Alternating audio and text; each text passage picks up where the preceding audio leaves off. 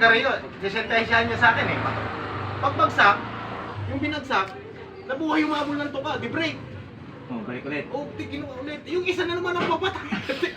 Ako, sa akin yung pinatuka. Sabi ko, paano nangyari yun? Yan yung... Nakatulog yun nung pagbagsak. Nagising siya. Oo, kaya nakasuka. Oh. Nakasuka, sabi ko, may waga talaga. Sabong. Isa Ano pa. naman talaga sabong sa pan kung... Pero pag ano, pag... Yan dami na umaling na. Meron pa ako niyan isa, yung kapatid ko saka yung pinsan ko nanonood. Ang puhunan ko noon. Entertaining eh. Ang puhunan ko noon. Ata nun, 60 lang ata eh. Sabi Kano ko, isa? "Pwede mo na yan," sabi ng kapatid ko. Pag 20-20 nga lang ako eh. Ang ginawa ko, Yamado eh. Mataas yung pusta eh. Sabi ko dito kaya ako. Maganda yung manok dito. Sabi ko Yamado naman to eh. Ay diado to eh. Diado. Ito na. Sabi ko yung papumusta. Sa Yamado. Dito ko. Dito ko. Kami na pagdating ng palawan. Pilay agad yung akin. Sabi ko sa iyo, sabi ng kapatid, sabi ko sa iyo, doon ko eh. Puta mamaya-maya pala, nakapondo rin pala ako, nakapagpapondo.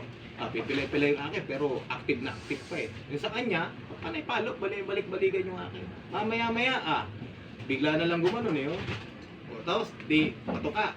Tayo kasi panalo ba? Tayo na, siyete ng manok mo sa akin. Siyete ko yun ang manok mo ha.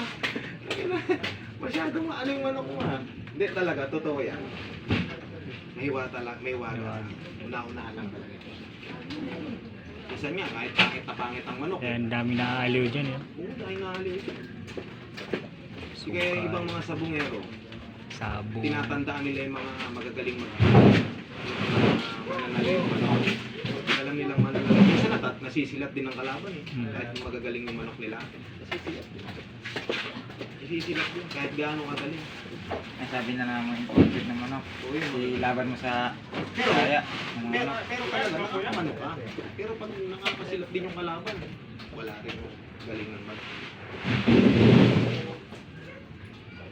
Meron nga akong pinustahan eh. Ano ko, tanong binitawan, nagkaganon agad sila. Siguro tinamaan yun sa ulo na ulo yun. Takbo ah. Sabi kong pangit naman ang pinustahan kong manok. Isang palo lang. Masarap. Pero pa nga nangyari yun eh. Isang kaya ako na lang, siguro 38 na lang. Kasi ang kaya pinakayan ko na lang, 20-20 lang. Ay pag pinaya ko 20, 18 na lang matitira. Di tinodo ko na 38. Talagang sipat kilates ko yung manok. Mababa panalaw ko yung pusta. Ang siguro ang tama ng 38 na yun, nasa 62 lang. Ganyan, kung baka. Magaling naman ang manok. Hindi doon ako tumaya. Ayun na di pagpaluan, makita ko yung manok ko. Ikot agad sa yung putang ina niyan. Gusto ko ibalipag yung cellphone. isang taya ako na lang. Natalo pa. Online yun. Oo, pero nakakamanok pa ako. Nakakamanok. Putang ina sa akin, kung grabe naman pagkamalas ko. Minsan nga 100 ko, hindi pinatatama eh. Hindi pinatatama. Ay kung grabe naman pagkamalas ko na to. Minsan isang beses lang ako patatama eh. Puro diado pa yung tatayaan ko. Nakakilala pa yung mga breeder. Maambo na naman.